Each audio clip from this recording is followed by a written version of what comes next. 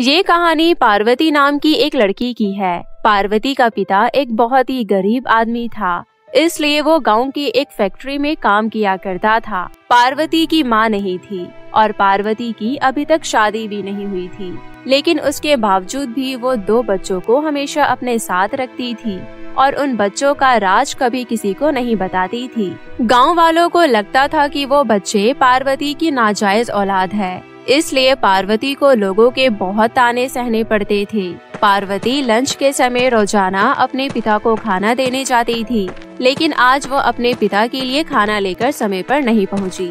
सभी मजदूर बैठकर खाना खाने लगे और पार्वती का पिता गजोधर खाली बैठ गया।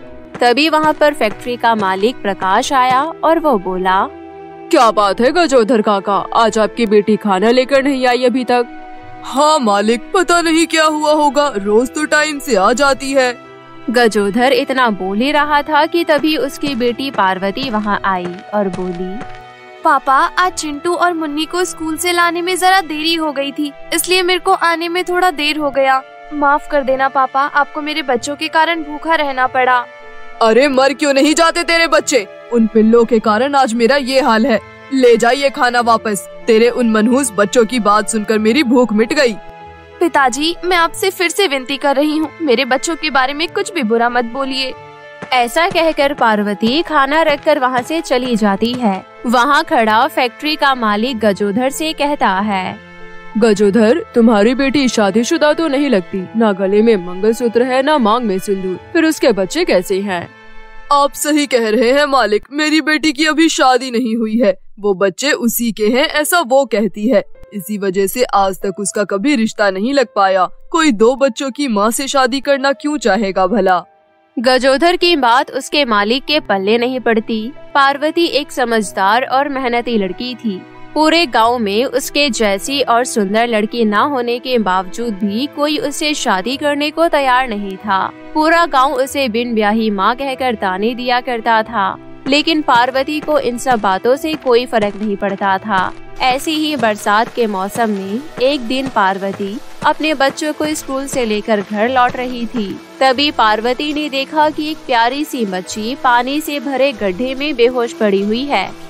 हे भगवान, ये बच्ची कौन है? मम्मी, ये तो हमारी क्लास की लड़की है, इसका नाम रानी है। लगता है आज इसके पापा इसको लेने नहीं आए, इसकी माँ नहीं है।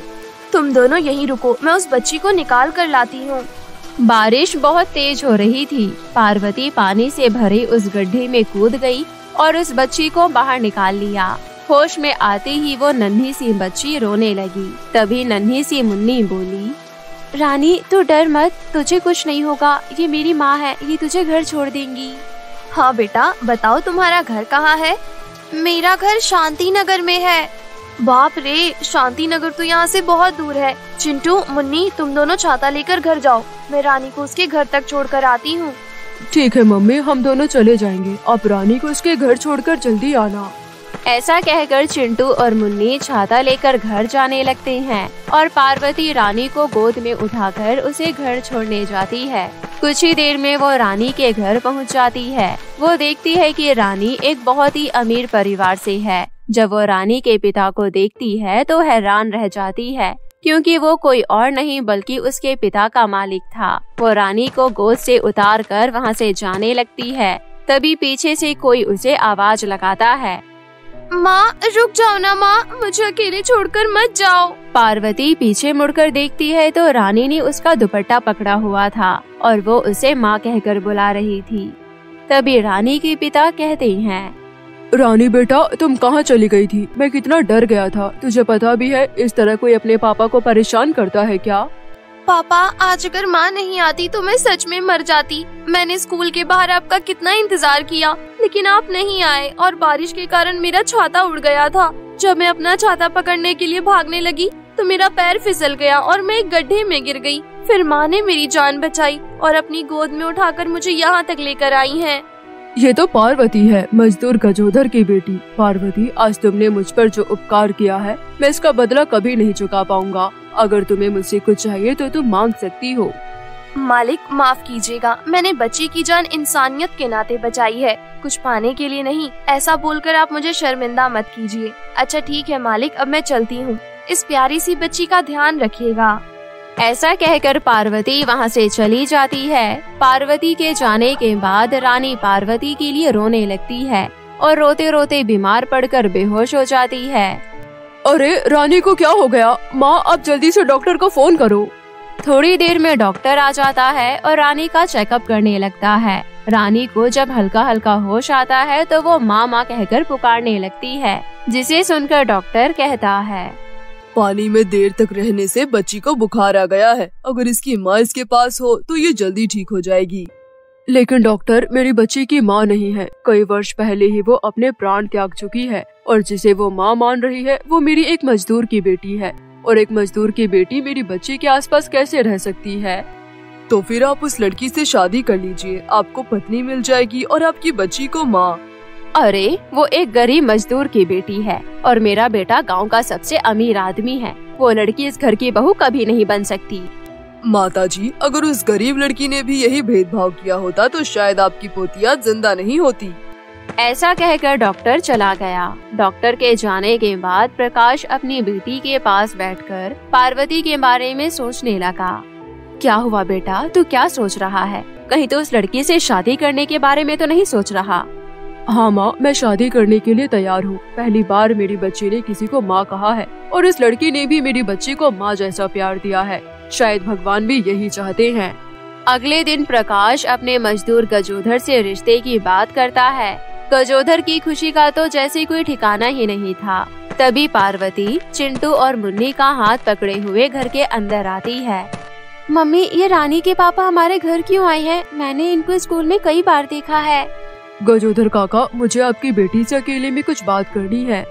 गजोधर दोनों बच्चों को अपने साथ लेकर कमरे से बाहर चला जाता है। प्रकाश रिश्ते की बात पार्वती को बताता है और कहता है, पार्वती, मैं बस इतना जानना चाहता हूँ कि चिंटू और मुन्नी क्या सच में तुम्हारे नाजायज बच्चे हैं?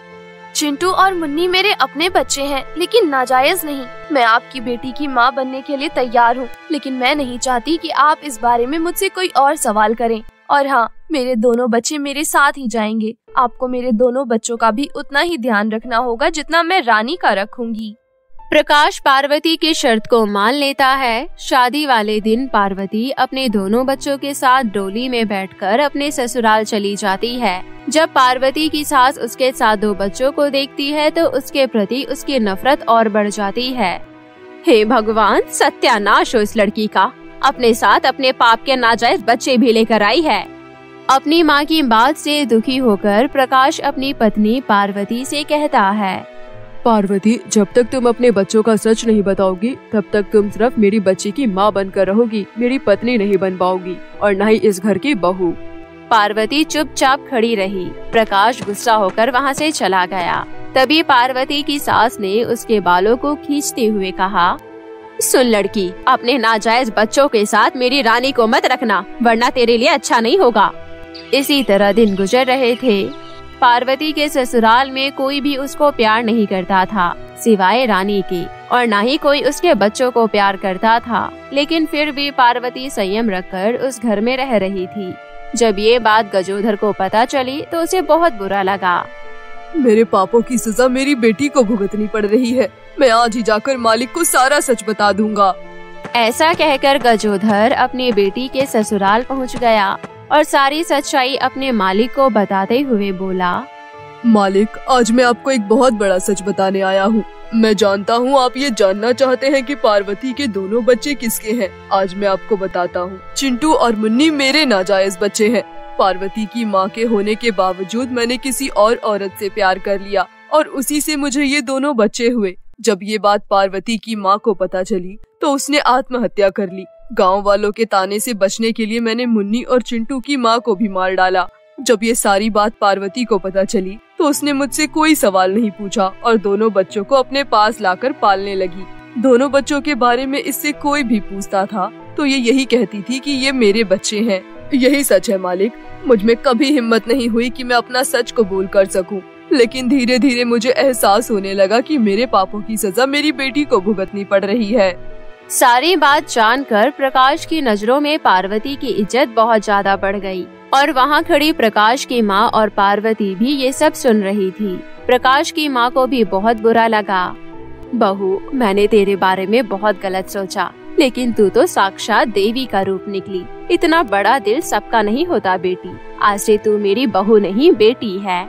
पार्वती, माँ सही कह रही है, लेकिन किसी की गलती को छुपाना भी एक गलती होती है। तुम्हारे पिता को सजा मिलनी चाहिए, यही इंसाफ है।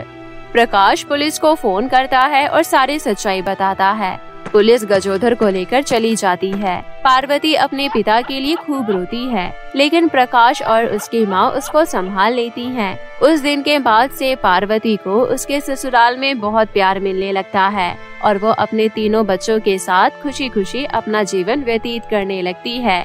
गजोधर एक गुनहगार था, इसलिए उसको उसकी गलती की सजा मिलनी बिल्कुल सही थी। सिंड्रेला 5वीं बार गर्भवती थी और एक सरकारी अस्पताल में अपनी 5वीं संतान को जन्म देने वाली थी। इससे पहले सिंड्रेला की 4 बेटियां थी। डिलीवरी रूम के बाहर सिंड्रेला की सास मधुबाला और पति रोहन बेसब्री से बच्चा होने का इंतजार कर रहे थे। जैसे ही सिंड्रेला की डिलीवरी हुई, तब नर्स मुस्कुराते हुए डिलीवरी रूम से बाहर आई और बधाई देते हुए सिंड्रेला की सास मधुबाला से बोली, बधाई हो आंटी जी, आपके यहाँ लक्ष्मी आई है। नर्स के बात सुनते ही मधुबाला का सर चकरा गया। हाय मेरी फूटी किस्मत, फिर से एक और लड़की। अरे बेटा रोहन, तेरी पत्नी है ये लड़कियां पैदा करने की मशीन। पहले से ही 4 लड़कियां मेरी छाती पर मूंग दलने के लिए पैदा की है, अब एक और ले आई। तुमने सही कहा माँ, अब मैं इन 5 लड़कियों को पालूंगा कैसे, और इनकी शादी का खर्चा वो अलग। ऐसे तो मैं बर्बाद हो जाऊंगा। हे भगवान, अब मैं क्या करूं? अरे बेटा मेरी मान, इस कलमुही सिंड्रेला और उसके 5 बेटियों को यहीं छोड़कर यहाँ से चुपचाप भाग चलते हैं। किसी को पता भी नहीं चलेगा, वरना इनके चक्कर में हम बर्बाद हो जाएंगे। माँ तुम ठीक कह रही हो, चलो चलते हैं यहाँ से। फिर दोनों माँ बेटे सिंड्रेला को उसके नवजात बच्ची और बाकी की 4 बेटियों को अस्पताल में ही छोड़कर वहाँ से चले गए। कुछ देर में जब सिंड्रेला को होश आया तो वो अपनी नवजात बच्ची को देखकर खुश तो बहुत हुई, लेकिन 5वीं बार बेटी होने के कारण अपनी सास और पति के बारे में सोचकर डर रही थी। तभी नर्स सिंड्रेला के होश में आते ही उसके 4 बेटियों को लेकर उसके पास आई। नर्स, मेरे पति और सास कहाँ हैं? वो नहीं आए। वो तो बिना बताए ही कब के यहाँ से चले गए हैं। ये सुन सिंड्रेला बहुत दुखी हुई। फिर 2 दिन बाद अस्पताल से छुट्टी मिलने के बाद सिंड्रेला गोद में अपनी नवजात बच्ची और बाकी 4 बेटियों को लेकर घर पहुंची और दरवाजा खटखटाते हुए बोली, माँ जी दरवाजा खोलिए, मैं हूँ आपकी बहू सिंड्रेला। तभी गुस्से से मधुबाला दरवाजा खोलते हुए बोली, क्यों रे, यहाँ क्या करने आई है? मेरे बेटे ने तुझे हमेशा के लिए छोड़ दिया है, अब हमारे घर में तेरे लिए कोई जगह नहीं है। चले जाओ यहाँ से अपनी इन 5 बोझ के गठरी को लेकर। माँ जी ऐसा मत बोलो, मैं अपनी 5 बेटियों को लेकर कहाँ जाऊँगी? कहीं जाकर डूब मर, मुझे क्या, अब हमारा तेरे साथ कोई वास्ता नहीं है। चली जाओ यहाँ से। अरे आज के जमाने में एक लड़की का बोझ उठाया नहीं जाता और तूने तो 5 पैदा कर ली। मैं अब अपने बेटे रोहन की दूसरी शादी करूँगी ताकि मेरा वंश आगे बढ़ सके। इतना बोलकर मधुबाला ने सिंड्रेला और उसके 5 बेटियों के लिए घर के दरवाजे हमेशा के लिए बंद कर दिए। बेचारी सिंड्रेला अपनी बच्चियों को लेकर शहर के पास ही एक छोटी सी बस्ती में टूटे फूटे घर में रहने लगी। अपनी बच्चियों का पेट पालने के लिए सिंड्रेला मेहनत मजदूरी करने लगी। सिंड्रेला अपनी 5 बेटियों से बहुत प्यार करती थी। धूप हो या छाँव, वो दिन भर कड़ी धूप में काम करती ताकि उसकी बेटियां पढ़ लिख कर कुछ बन सके। वक्त का पहिया धीरे धीरे बढ़ता गया और ऐसे ही 20 साल बीत गए। अब सिंड्रेला की बेटियां बड़ी हो चुकी थी और साथ ही पढ़ लिख भी गई थी। ऐसे ही एक दिन जब सिंड्रेला मजदूरी करने काम पर जा रही थी, तभी उसकी बड़ी बेटी दीपा बोली, अरे माँ, इतनी सुबह आप कहाँ जा रही हो? अरे बिटिया, काम पर जा रही हूँ। आज मालिक ने काम पर जल्दी बुलाया है। माँ, आज से आप काम पर नहीं जाओगी, अब आप घर पर आराम करो। नहीं बिटिया, मैं काम नहीं छोड़ सकती। इसी काम की वजह से तो मैं तुझे और तेरी बाकी बहनों को पाल पाई हूँ। अगर मैंने काम छोड़ दिया तो घर कैसे चलेगा? घर अब से मैं चलाऊंगी, मेरी नौकरी लग गई है, वो भी बहुत अच्छी जगह। अब आपको काम करने की कोई जरूरत नहीं है, अब आप बस आराम कीजिए। सच बिटिया, आज मैं बहुत खुश हूँ। मेरी छोटी सी गुड़िया इतनी जल्दी बड़ी हो गई, पता ही नहीं चला। ये कहते हुए सिंड्रेला ने दीपक को गले से लगा लिया। फिर शाम को सिंड्रेला अपनी बड़ी बेटी दीपा संग सब्जी लेने मार्केट जा रही थी। तभी पड़ोस में रहने वाली सरिता दूसरी औरत के साथ बात करते हुए सिंड्रेला को ताने मारते हुए बोली, अरे कमला बहन, आज के जमाने में 5-5 लड़कियां पालना कितना मुश्किल है, वो भी बिना बाप के। लड़कियां किसी बोझ से कम नहीं होती, तभी तो इनके बाप ने इन्हें छोड़ दिया।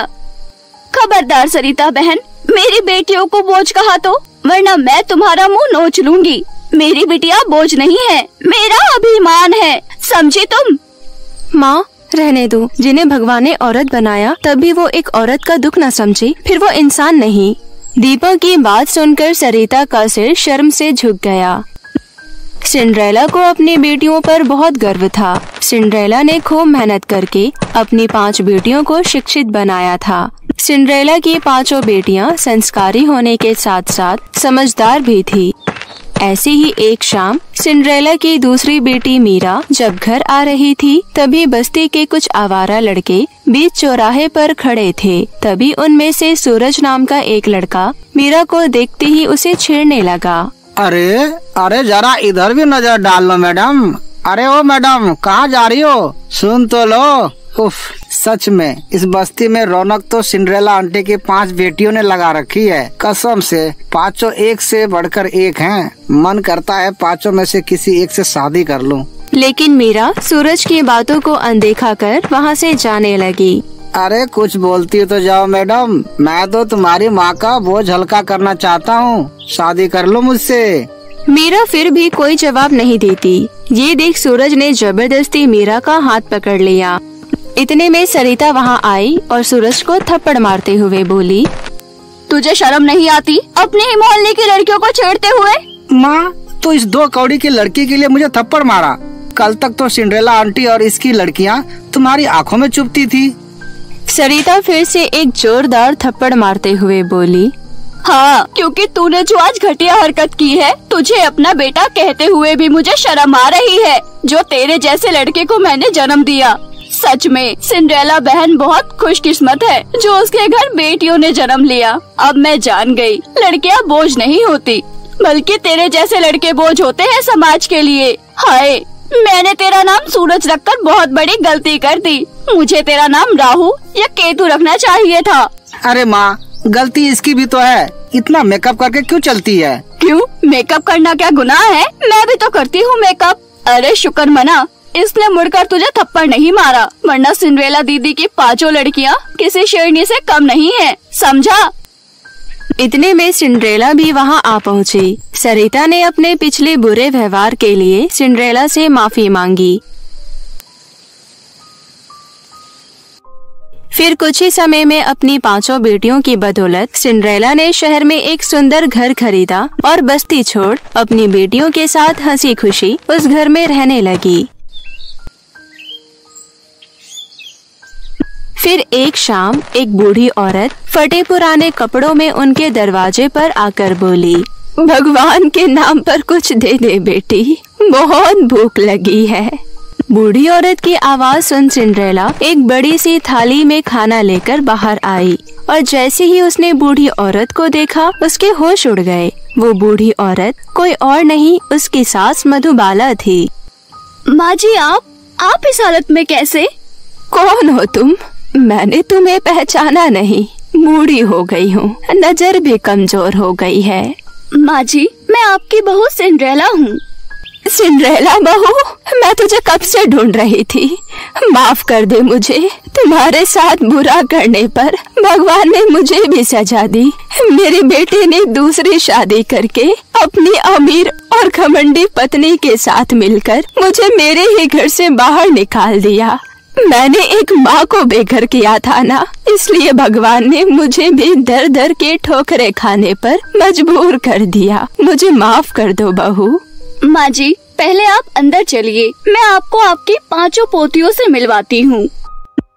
ये कहते हुए सिंड्रेला अपनी सास मधुबाला को घर के अंदर ले आई और अपनी 5 बेटियों से मिलवाया।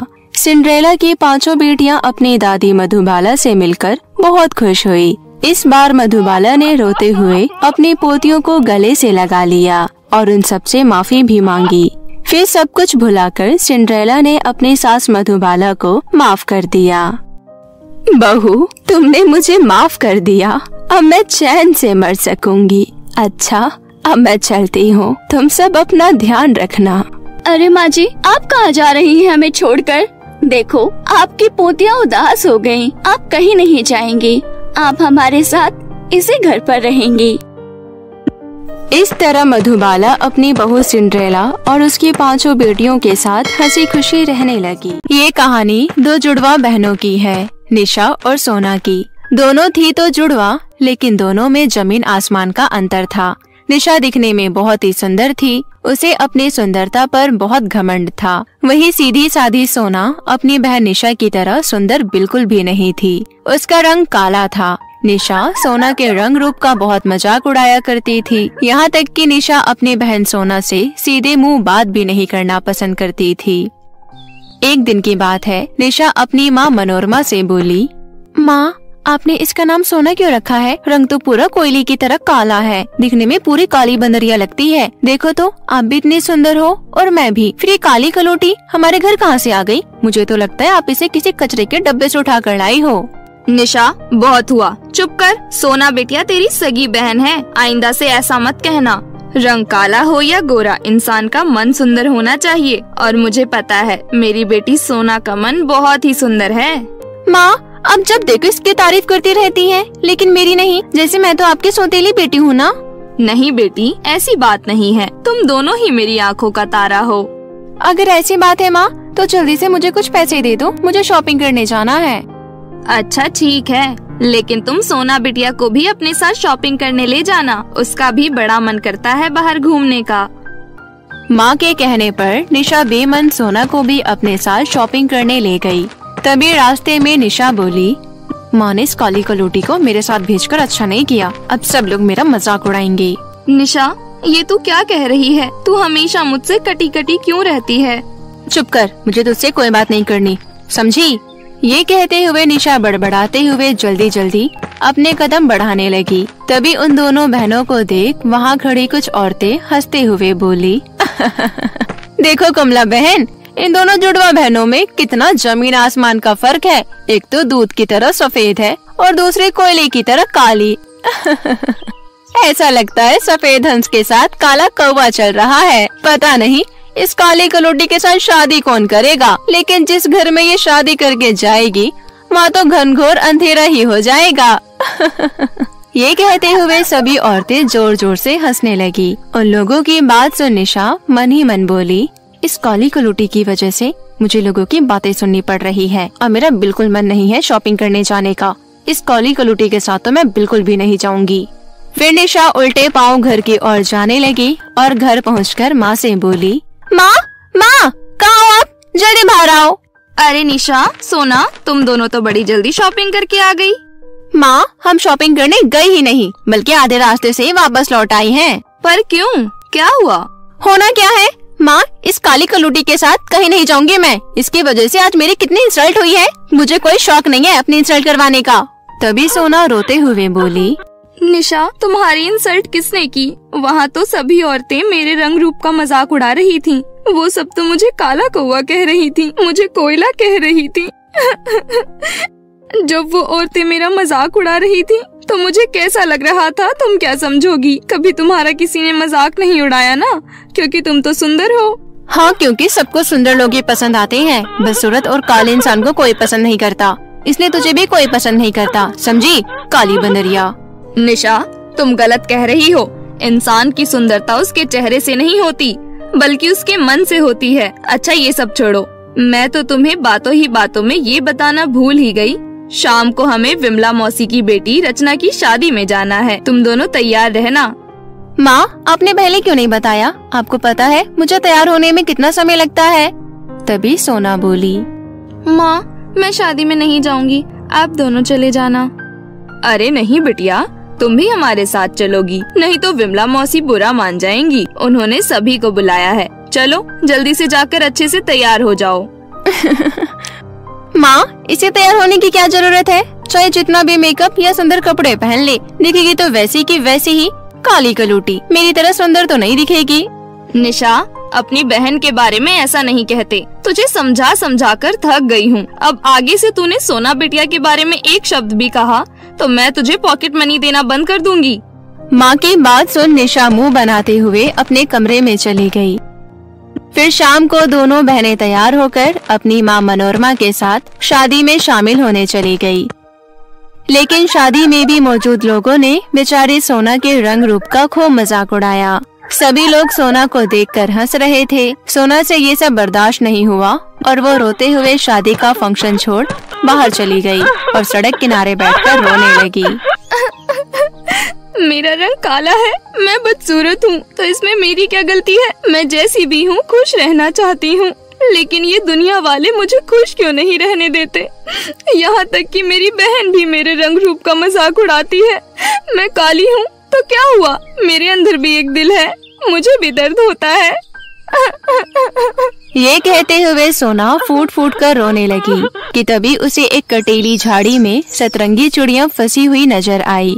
सोना ने बड़ी ही सावधानी से सतरंगी चूड़ियाँ को उस कटीली झाड़ी से बाहर निकाला। बाहर निकलते ही चिड़िया पंख फड़फड़ाते हुए जंगल की ओर जाने लगी। सोना ने ऐसी सतरंगी चिड़िया पहले कभी नहीं देखी थी, इसलिए वो दौड़ते हुए उस चिड़िया के पीछे पीछे चलने लगी। चलते चलते सोना को पता ही नहीं चला कि वो एक अलग ही दुनिया में पहुंच चुकी थी। वहाँ का नजारा देखकर सोना दंग रह गई और बोली, अरे वो चिड़िया कहाँ गई जिसका पीछा मैं कर रही थी? सोना ये कह ही रही थी कि तभी उसे 3 नदी नजर आई। एक नदी में सोने के साबुन बह रहे थे, दूसरी नदी में चांदी के साबुन और तीसरी नदी में साधारण साबुन बह रहे थे। साबुन की 3 अद्भुत नदियाँ देखकर सोना हैरानी से बोली, अरे ये नदियाँ तो साबुन की हैं। मैंने ऐसी नदियाँ पहली बार देखी हैं। मैं कहाँ पर आ गई? मुझे तो कुछ समझ ही नहीं आ रहा है। मुझे यहाँ से वापस जाना चाहिए। तभी वहाँ एक सुंदर परी प्रकट हुई और बोली, रुक जाओ सोना, कहाँ जा रही हो? मैं वही चिड़िया हूँ जिसका पीछा करते हुए तुम यहाँ तक आई हो, और जो तुम्हें साबुन की 3 नदियाँ दिखाई दे रही है, ये जादुई नदियाँ मेरी है। सोना, तुम मुझे बहुत परेशान लग रही थी, इसलिए मैं चिड़िया का रूप लेकर तुम्हारी परीक्षा ले रही थी। क्योंकि हमारे परिलोक का नियम है, हम केवल उसी की मदद करते हैं जिसका दिल साफ और सुंदर हो, और तुम्हारा दिल तो बहुत ही सुंदर और शीशे की तरह साफ है, इसलिए मैं तुम्हारी मदद जरूर करूँगी। तुम्हें जो सामने 3 साबुन की नदियाँ दिखाई दे रही है, उनमें से अगर तुम जादुई सोने के साबुन की नदी के साबुन का इस्तेमाल अपने चेहरे पर करोगी तो तुम परियों की तरह सुंदर हो जाओगी, और यदि तुम जादुई चांदी के साबुन की नदी से चांदी का साबुन इस्तेमाल करोगी तो तुम्हारे पास कभी धन दौलत की कमी नहीं होगी, और अगर तुम तीसरी नदी का साधारण साबुन इस्तेमाल करोगी तो तुम्हें ना तो सुंदरता मिलेगी ना धन दौलत, बल्कि तुम एक ऐसी दुनिया में पहुंच जाओगी जहां पर कुष्ठ रोगी रोगियों की तुम्हें सेवा करनी पड़ेगी, लेकिन तुम्हें उसके बदले कुछ नहीं मिलेगा। अब फैसला तुम्हें करना है कि तुम्हें कौन सी नदी का साबुन चुनना है। परी जी, मुझे जादुई तीसरी नदी का साबुन चाहिए, ताकि मैं कुष्ठ रोग से जूझ रहे लोगों की मदद कर सकूं। मुझे धन दौलत का लालच नहीं है, मेरे पास जो भी है मैं उसी में खुश हूँ। ऐसा कहकर सोना ने तीसरी नदी के साधारण साबुन से अपना चेहरा धोया। चेहरा धोते ही सोना परियों की तरह सुंदर दिखने लगी। ये देख सोना को बहुत आश्चर्य हुआ। तभी परी बोली, सोना, तुम्हें इस तरह हैरान होने की जरूरत नहीं। तुम्हारा मन सुंदर है और तुम दिल की बहुत ही अच्छी हो, इसलिए तुम्हें परियों की तरह सुंदरता उपहार में मिली है। साथ ही मैं तुम्हें जादुई सोने और चांदी का साबुन दे रही हूँ। इसका इस्तेमाल करने से तुम्हारी सुंदरता में कभी कोई कमी नहीं आएगी। लेकिन मेरी एक बात याद रखना, इस साबुन का इस्तेमाल सिर्फ तुम ही कर सकती हो। अगर किसी और ने गलती से भी इस साबुन का इस्तेमाल किया तो वो सदा के लिए बदसूरत हो जाएगा। ये कहते हुए परी ने जादुई सोने और चांदी का साबुन दिया। परी का धन्यवाद कर सोना खुश होते हुए जादुई सोने और चांदी का साबुन लेकर घर वापस लौट आई। सोना हॉल में बैठकर ठहाके लगाते हुए कॉमेडी शो देख रही थी। कुछ देर बाद मनोरमा अपनी बेटी निशा के संग घर वापस लौट आई। तब हॉल में बैठी सोना को मनोरमा और निशा पहचान नहीं पाए और बोले, तुम कौन हो और हमारे घर में क्या कर रही हो, और मेरी बेटी सोना कहाँ है? माँ, मैं ही हूँ तुम्हारी सोना। आपने मुझे पहचाना नहीं? क्या तुम मेरी बेटी सोना हो? पर तुम्हारा रंग रूप कैसे बदल गया बेटी? तुम तो बहुत ही सुंदर लग रही हो, एकदम परी की तरह। सोना ने जादुई सोने और चांदी का साबुन दिखाते हुए बड़ी ही खुशी खुशी अपनी माँ को सारी बात बताई। सारी सच्चाई जानकर मनोरमा खुश होते हुए परी का धन्यवाद करने लगी। वहीं पास खड़ी निशा जलकर राख हो गई। काली बंदरिया मुझसे ज्यादा सुंदर नहीं हो सकती। मैं आज ही जादुई सोने और चांदी के साबुन का इस्तेमाल करूंगी और इससे भी ज्यादा सुंदर बन जाऊंगी। ऐसा सोचकर निशा सोना के सो जाने के बाद जादुई सोने और चांदी का साबुन चुराकर उसका इस्तेमाल अपने चेहरे पर किया। लेकिन जादुई साबुन से मुंह धोते ही निशा का चेहरा काला हो गया। अपना बदसूरत चेहरा देख निशा रोते हुए सोना के कमरे में गई और बोली, सोना देखो, जादुई साबुन ने मेरा चेहरा खराब कर दिया। मैं बदसूरत हो गई, प्लीज मुझे जल्दी से ठीक कर दो। पर निशा, तुम्हें जादुई साबुन इस्तेमाल करने की क्या जरूरत थी? तुम तो पहले से ही इतनी सुंदर हो। इसका इस्तेमाल करने से पहले मुझसे पूछ तो लिया होता। खैर छोड़ो इस बात को, तुम परेशान मत हो। अब तुम्हें परी ही ठीक कर सकती है। ऐसा कहकर सोना मन ही मन परी को याद करने लगी। पलक झपकते ही परी वहाँ प्रकट हो गई। सोना, तुमने मुझे याद किया, बताओ क्या परेशानी है? परी, दरअसल मेरी बहन निशा ने जादुई साबुन का इस्तेमाल अपने चेहरे पर किया है, जिस वजह से ये बदसूरत हो गई। प्लीज इसे पहले जैसा कर दो। मैं तुम्हारी बहन को पहले जैसा तो कर दूंगी, लेकिन तुम्हारा रंग पहले जैसा हो जाएगा। साथ ही जादुई सोने चांदी का साबुन मैं वापस ले जाऊंगी। कोई बात नहीं परी, माँ ने मुझे हमेशा सिखाया है कि इंसान का चेहरा नहीं बल्कि दिल सुंदर होना चाहिए। आप बस मेरी बहन की सुंदरता लौटा दीजिए। सोना, तुम बहुत अच्छी लड़की हो। तुम अपने बारे में ना सोचकर अपनी बहन के बारे में सोच रही हो। तुम जैसी लड़की मैंने आज तक नहीं देखी, इतनी नेक दिल। ये कहते हुए परी ने अपनी जादुई शक्ति से निशा को पहले जैसा सुंदर बना दिया। वहीं सोना का रंग पहले जैसा काला हो गया। फिर परी जादुई सोने और चांदी का साबुन लेकर वहाँ से अदृश्य हो गई। अपनी सुंदरता वापस पाकर निशा फूली न समाई। फिर वो माफी मांगते हुए सोना से बोली, सोना मेरी बहन, मुझे माफ कर दो। मुझसे बहुत बड़ी भूल हो गई। मुझे अपनी गलती का एहसास है। आज तुमने मेरे लिए इतना बड़ा बलिदान दिया। मैंने तेरे साथ हमेशा बुरा व्यवहार किया, हर वक्त काले रंग के लिए ताने मारे। मुझे माफ कर दो। अरे मेरी प्यारी बहन, पुरानी बातों को भूल जा। अब मैं इस काले रंग में ही खुश हूँ, क्योंकि मुझे मेरी प्यारी बहन जो मिल गई है। बहन, अब तुम्हें कोई भी काले रंग के लिए कुछ नहीं कहेगा। अगर किसी ने कहा तो मैं उसका मुंह नोच लूंगी। अच्छा ठीक है, मुंह बाद में नोच लेना। पहले घर चल, माँ हमारा घर पर इंतजार कर रही होगी।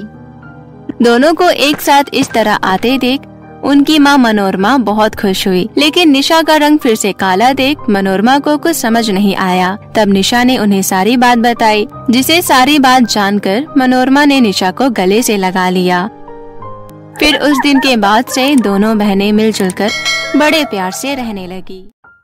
बहुत समय पहले की बात है। परीलोक में एक बहुत ही सुंदर रानी परी थी। रानी परी बहुत नेक और दयालु थी और उनके पास कई प्रकार की शक्तियाँ भी थी।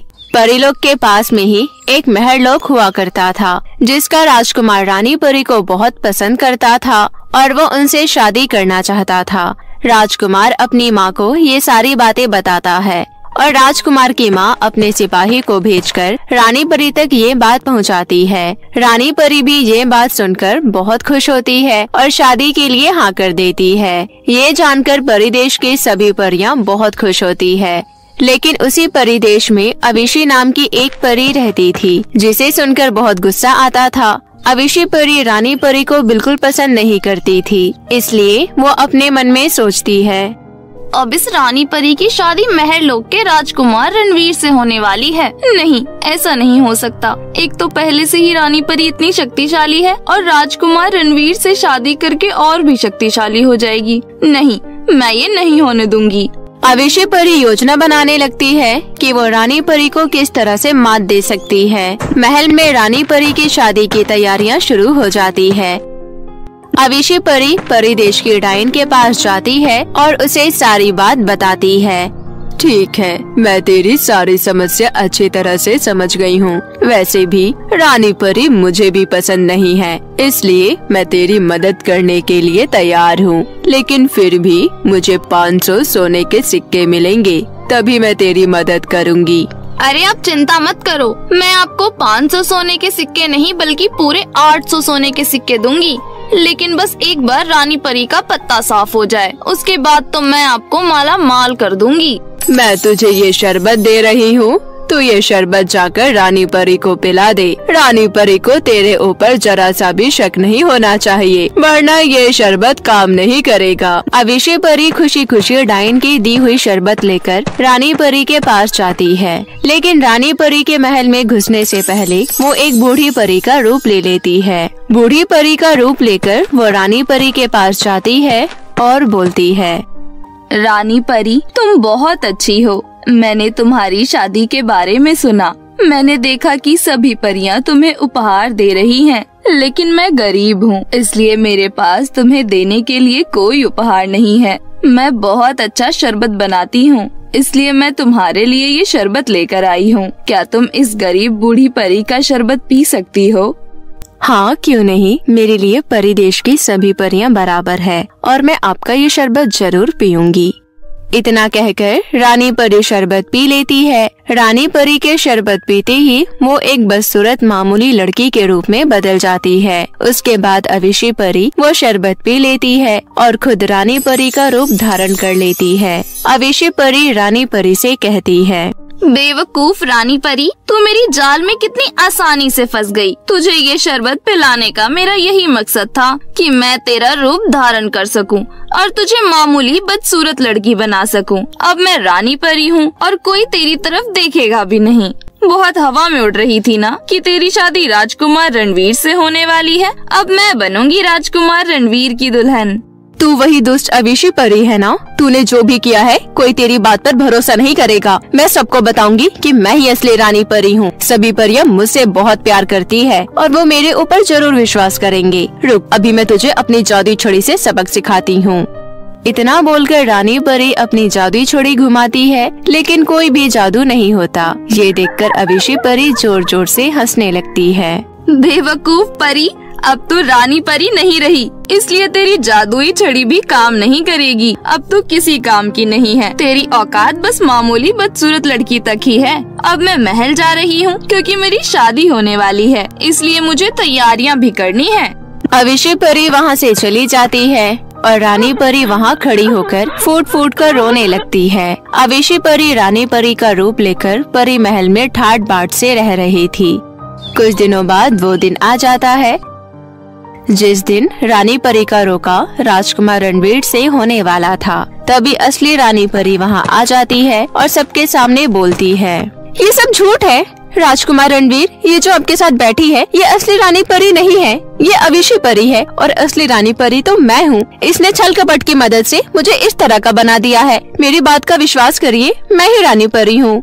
सैनिकों, इस बदसूरत लड़की को मेरे महल से बाहर निकालो। पता नहीं कहाँ से आ गई है मेरा खास दिन खराब करने। मेरे महल के अंदर इसको घुसने किसने दिया? इसको अभी के अभी मेरे महल से बाहर निकालो। इस बदसूरत मामूली लड़की को पृथ्वीलोक पर छोड़ कर आओ। रानी परी बहुत देर तक सबको बताती है, लेकिन वहाँ खड़ी किसी भी परी और राजकुमार रणवीर को उनकी बातों पर यकीन नहीं आता। सैनिक आते हैं और रानी परी को पृथ्वीलोक पर छोड़कर वापस चले जाते हैं। रानी परी के पास जादुई शक्तियाँ भी नहीं थी और खाने के लिए कुछ पैसे भी नहीं थे। रानी परी सबसे खाना मांगती है, लेकिन कोई भी उन्हें खाना नहीं देता है। ये सब देखकर रानी परी पेड़ के नीचे बैठ जाती है और रोने लगती है।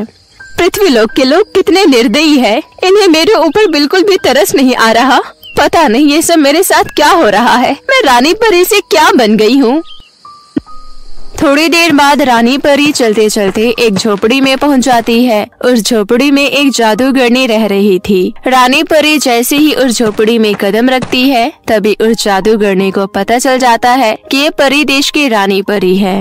रानी परी जी, मेरी छोटी सी झोपड़ी में आपका स्वागत है। लेकिन रानी परी, आपकी हालत ऐसे कैसे हो गई? मैं तो अपने असली रूप में भी नहीं हूँ, फिर आपने मुझे कैसे पहचाना? मैं गांव की बहुत बड़ी जादूगरनी हूँ और मैं अपनी नजरों से सब कुछ देखकर असलियत जान जाती हूँ। आप मुझे बताइए, आपके साथ ये सब किसने किया? उसके बाद रानी परी जादूगरनी को अपनी आप बीती बताती है। उसके बाद जादूगरनी कहती है, आपके साथ बहुत बुरा हुआ रानी परी। मैं आपको जादुई 2 लिपस्टिक देती हूँ, जिसकी मदद से आपकी सभी परेशानियाँ दूर हो जाएंगी। आपका बहुत बहुत शुक्रिया जादूगरनी। अब मैं उस दुष्ट अविशी परी को नहीं छोड़ूंगी, जिसकी वजह से मेरी सुंदरता और सारी खुशियाँ खत्म हो गई थी। रानी परी जी, आप ये जादुई गुलाबी लिपस्टिक लगा लीजिए, जिसके बाद आप पहले की तरह खूबसूरत हो जाओगी। ये काली वाली लिपस्टिक आप उस दुष्ट परी को जाकर लगा देना, जिसके बाद उसकी असलियत सबके सामने आ जाएगी। जादूगरनी के कहने पर रानी परी गुलाबी लिपस्टिक लगाती है और वो पहले की तरह खूबसूरत हो जाती है। उसके बाद रानी परी परिदेश वापस जाती है और अपने महल में जाकर सभी परियों को बोलती है, देखो सभी परियां, मैं ही असली परी हूँ। अब आप लोगों को यकीन हो गया ना कि मैं ही असली रानी परी हूँ। इस दुष्ट परी ने धोखे से मुझे शरबत पिलाया, जिसकी वजह से मैं मामूली और बदसूरत हो गई थी। सैनिकों, इस बहरूपीय लड़की को मेरे महल से बाहर निकालो। आज शादी है और मैं नहीं चाहती कि आज के दिन यहाँ मैं किसी को सजा दूँ। बहरूपिया, तू कौन है? हाथ धोकर हमारी रानी परी के पीछे पड़ गई है। अगर तुझे अपनी जान प्यारी है तो निकल जा यहाँ से, वरना हम तुझे नहीं छोड़ेंगे। रानी परी हार नहीं मानती और वो अविशी परी के पास जाती है और जबरदस्ती जल्दी से उसे काली लिपस्टिक लगा देती है। ऐसा करते ही अविशी परी अपने असली रूप में आ जाती है। अविशी परी अपने मन में सोचती है, अरे ये क्या, मैं तो अपने असली रूप में आ गई। अब ये परियां मुझे नहीं छोड़ेंगी। मुझे तो लगता है ये लोग मुझे कच्चा चबा जाएंगी। इतना सोचकर अविशी परी वहाँ से भागने लग जाती है। तभी सारी परियां मिलकर उसे पकड़ लेती है और उसे पीटने लगती है। तभी रानी परी कहती है, परियों, छोड़ दो इसे। मुझे पता है आप लोग मेरे से बहुत प्यार करती हो, इसलिए आप लोग अभी बहुत गुस्से में हो। लेकिन आप लोग इस तरह इस दुष्ट परी की पिटाई मत करो, वरना ये मर जाएगी। मैं इसे परिदेश के जेल में बंद कर दूंगी और इससे इसकी सारी जादुई शक्तियाँ छीन लूंगी। उसके बाद रानी परी अविशी परी को परिदेश के जेल में बंद कर देती है। उसके बाद रानी परी की शादी राजकुमार रणवीर से धूमधाम से हो जाती है। इस तरह जादुई 2 लिपस्टिक की मदद से रानी परी की जिंदगी पहले की तरह खूबसूरत हो जाती है।